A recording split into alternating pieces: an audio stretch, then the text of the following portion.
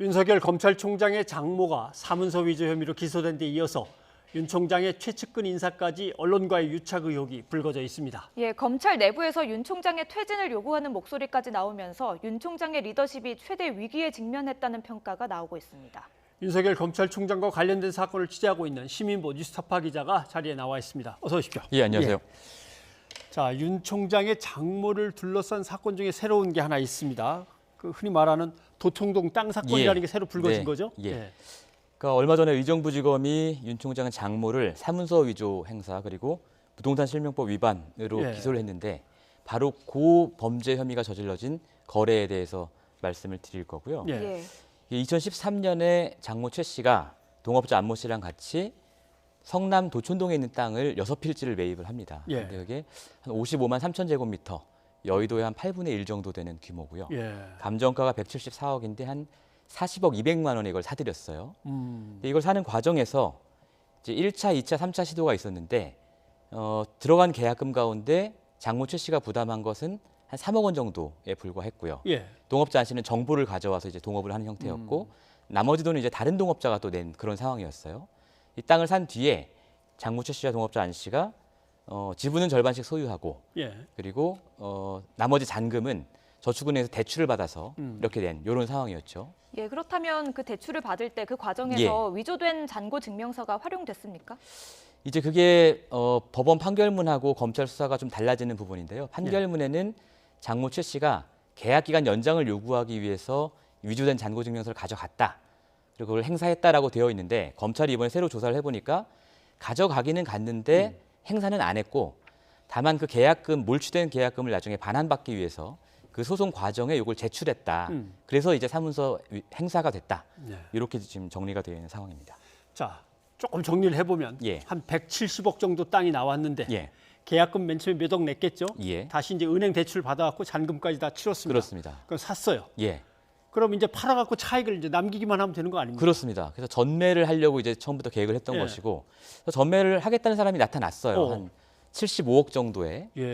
근데 이제 이상하게도 이 장모 최 씨가 계약 절차에 협조를 하지 않아요. 근데 이게 어차피 지분을 반반씩 갖고 있는 거기 때문에 동업자가 혼자 팔고 싶어도 팔 수가 없는 그런 상황이었단 말이에요. 그 상황에서 동업자 안 씨는 이제 돈이 없었기 때문에 대출금에 대한 연체 이자가 발생을 하게 되고 이 채권이 부실화되기 시작하는 거죠. 은행 입장에서는 부실 채권이네요. 그렇습니다. 그런데 그 채권을 다시 장모가 사들였다고요. 그렇습니다. 안 씨와 공동으로 채무를 지고 있었는데요. 이게 가능한 일입니까? 사실 일반인의 상식으로는 좀 어려운 일이죠. 그런데 이게 가능했던 이유가 장모 최 씨가 처음에 그 땅을 사면서 자신의 명의가 아니라 전혀 관계없는 차명 법인의 명의로 이걸 샀기 때문에 형식상으로는 차주가 달라지는 셈이죠. 그렇게 해서 이제 이 채권을 사들이고요. 이 채권을 사들인 이유는 결과적으로 이제 동업자 안 씨의 어떤 지분 이걸 경매에 붙이기 위해서인 것 같아요. 경매에 붙인 다음에 본인의 회사가 이걸 다시 사들이는 방식으로 동업자 안 씨의 지분을 가져오게 되는 거죠. 자, 절반을 나눠서 갖고 있는데 한쪽이 아무튼 은행 이자를 못 갚으면 부실 채권이 되고 그는 자기가 갖고 있던 회사인지 뭐 관계가 있는 회사인지 모르지만 그 회사 이름으로 사들이고 가족 회사입니다. 나머지 절반도 이제 또 자기가 이제 사들이려고 하는 겁니까? 그렇습니다. 그래서 그 경매에 붙여서 본인의 가족 회사가 이 나머지 절반을 사들이게 되죠. 그래서 전체를 이제 차지하게 됐잖아요. 그게 가능해요? 그게 실제 벌어진 일입니다. 그래서 나중에 이거를 130억 정도의 매각을 하게 됩니다. 130억이 다시 매각. 그리고 또 하나의 의혹이 있죠. 채널 A와 검찰의 유착 의혹이 불거졌습니다. MBC에 제보를 한 사람이 일명 제보자 X라고 부르는데요. 뉴스타파에도 접촉한 적이 있다고 들었습니다. 보시거나 접촉한 적이 있습니까? 사실 이 제보자 X라는 이름을 제가 지어드린 이름이고요. 그런가요?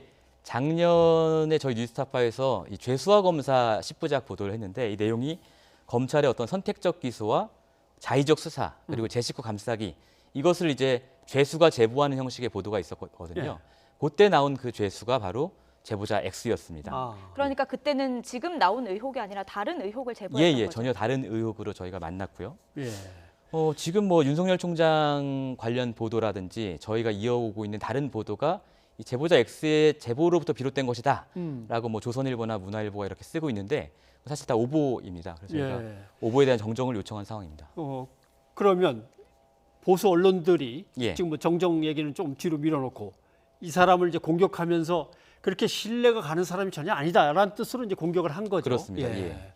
근데 만나보신 적이 있으니까 어떤 사람이었다고 판단하십니까? 그러니까 일단 죄수였던 건 사실이죠. 저희도 이제 죄수였다고 보도를 이미 했고요. 전과가 있다 이걸 공격하는데 그건 이미 밝혀진 내용이고 다만 이제 제가 만나서 얘기해 본 바로는 죄수의 신분으로 이제 본인이 검찰 수사에 참여를 하면서 본인이 이제 보게 된 어떤 검찰 수사의 민낯 이거를 이제 가급적이면 많은 시민들에게 알리고자 했던 그게 저는 이제 저희한테 제보할 때 동기라고 생각을 했습니다. 예, 밀어놨던 정정 얘기를 해보겠습니다. 예. 어떤 식으로 정정하려고 요청을 하신 상태입니까?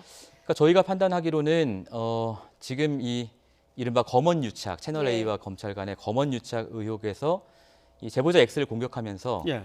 이 불신의 이미지를 좀 이렇게 더 씌우려고 한다는 생각이 들고요. 이 보수 언론들이 그래서 이 불신의 이미지를 좀 더 넓게 더 씌우기 위해서 저희가 해왔던 그동안의 보도들도 연관 짓고 있는 거라고 생각을 하거든요. 예. 그래서 그 부분에 대한 이제 정정 보도를 요청했고 뭐 언론 중재까지 저희가 생각을 하고 있습니다. 예. 네. MBC 측에서는 이게 이제 계속되니까 특히 이제 그 맨 앞에 보도하는 게 항상 이제 조선일보고 다른 예. 신문들이 좀 따라간단 말이죠. 그렇습니다. 그러니까 예.